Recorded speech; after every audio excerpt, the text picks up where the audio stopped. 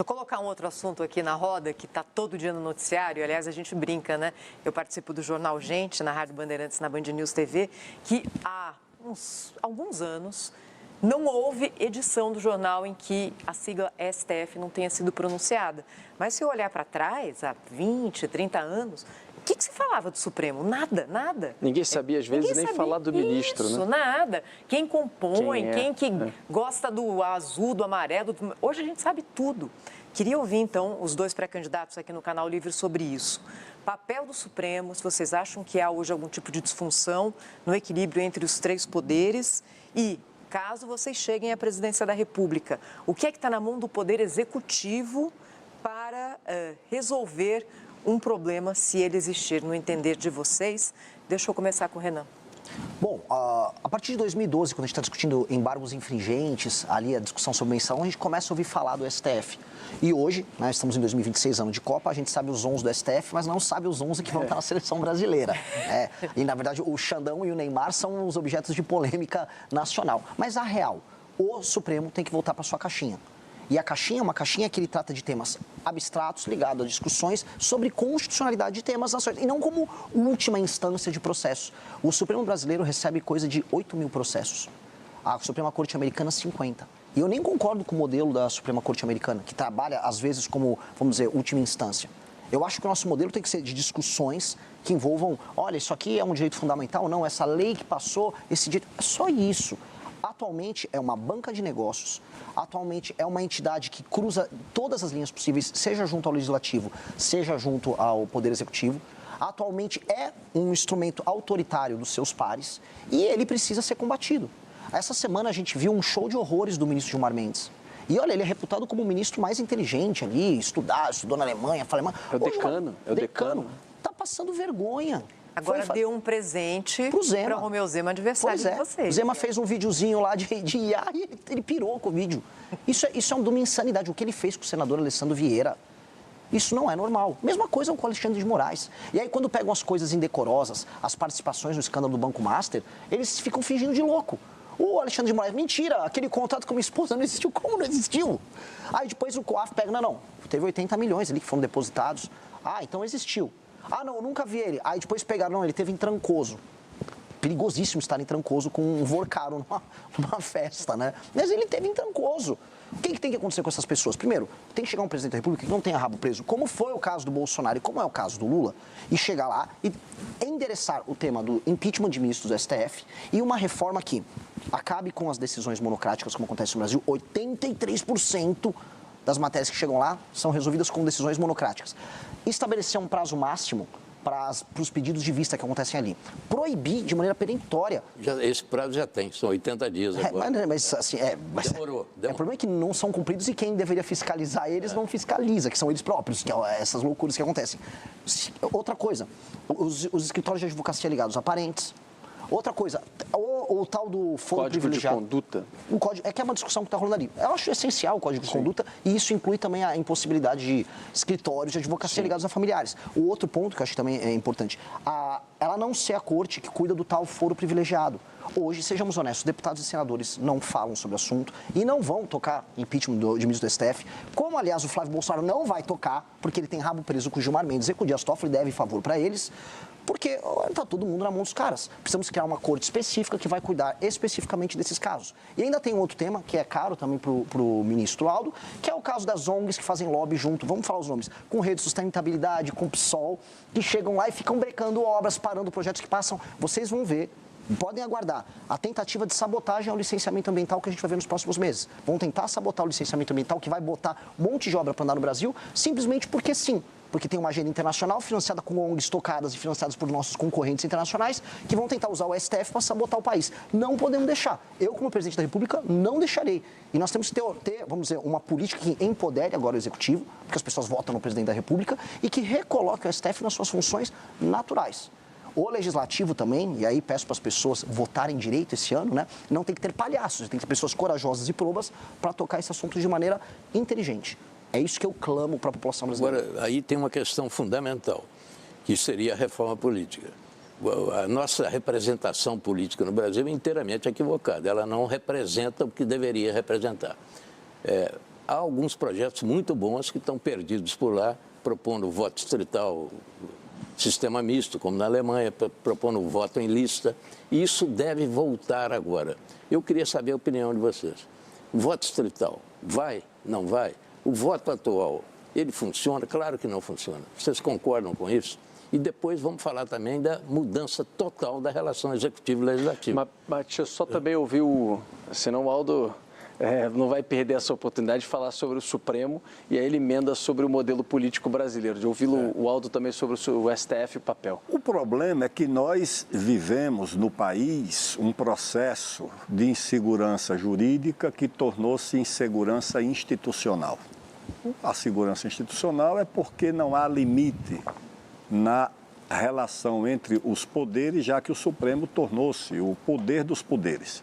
Ele subtrai atribuições do Executivo, ele subtrai atribuições do Legislativo. E o que eu posso dizer, em resumo, é o seguinte: com essa circunstância, com esse Supremo, o Brasil é ingovernável. O presidente Lula vai nomear agora, se nomear o doutor Messias, o 11º ministro do Supremo dos governos dele. Com mais 5 que foram nomeados pela presidente Dilma, são 16 ministros do Supremo do mesmo grupo político. Qualquer presidente da República que tente confrontar essa orientação, o PSOL, uma ONG, entra no Supremo e a decisão é revogada. Como é que suspenderam a Ferrogrão? A Ferrogrão é uma ação de uma ONG com um partido inexpressivo e o Ministério Público. Então, ou você confronta, e confronta não é com bravata, não é com ameaças, confronta institucionalmente essa relação, ou ninguém vai governar o Brasil. E tem que se fazer isso no dia 1º de janeiro, isso é inadiável. Porque se você não remove essa ação de um Supremo que se julga acima da Constituição, se um presidente da República não chegar a hora e dizer o seguinte: eu estou impedido de cumprir essa decisão do Supremo porque ela fere a Constituição. Porque a ideia que se criou é que o Executivo e o Legislativo estão submetidos à Constituição e o Supremo é a Constituição. Não. O Supremo está tão submetido à Constituição quanto o Executivo e o Legislativo.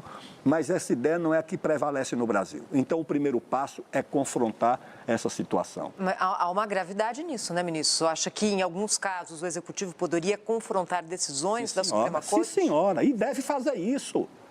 Ou seja, se um ministro do Supremo diz ao presidente da República que ele não pode nomear fulano de tal para o ministério, como aconteceu com a presidente Dilma, como aconteceu com o presidente Michel Temer, ou como aconteceu com o presidente Bolsonaro no caso do delegado, ele não tem por que obedecer a uma decisão dessa. Ela é inconstitucional.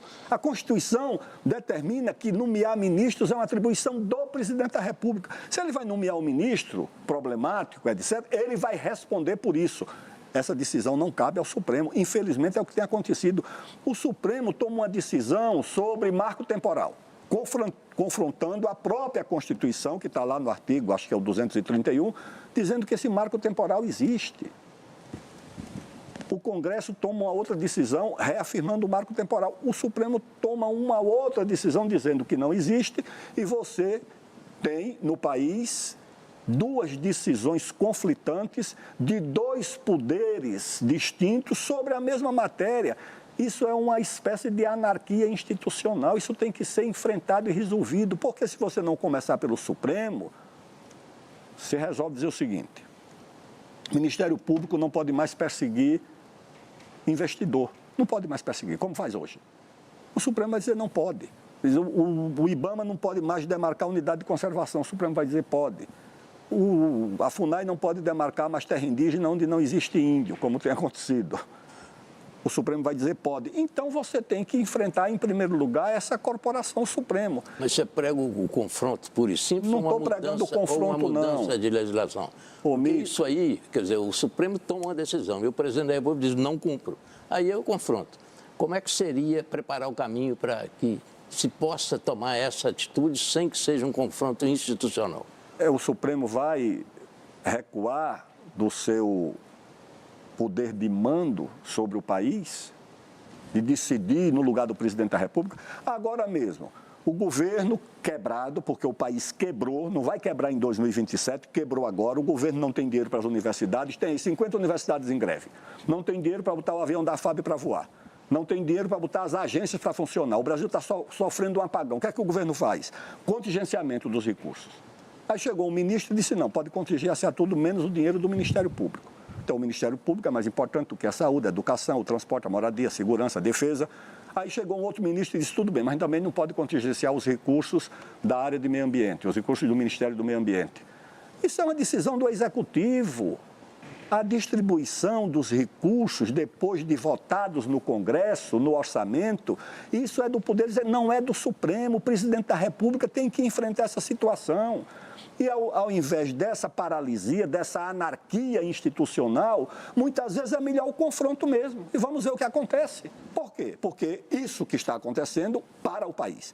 É isso o que não pode continuar. O Supremo Tribunal Federal é uma instituição importante, mas ela transformou-se numa instituição absolutamente protagonista de tudo. Eu fiz campanha de anistia, de constituinte, de liberdades democráticas.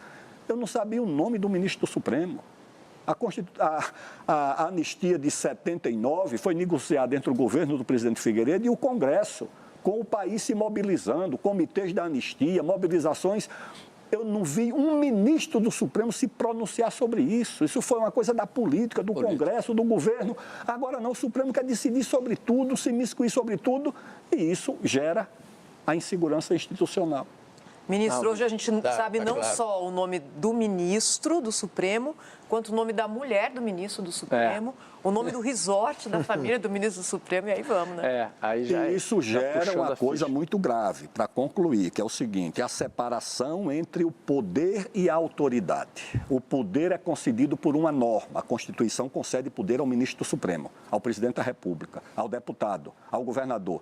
A autoridade é concedida por uma biografia, por um tipo de comportamento. E nós, no Brasil, estamos assistindo o poder indo para um lado, mantido pela norma, pela lei, pela Constituição, mas a autoridade se esvaindo, principalmente onde ela deveria ser mais Rodolfo, eu queria que ele respondesse aquela pergunta minha. Sim, só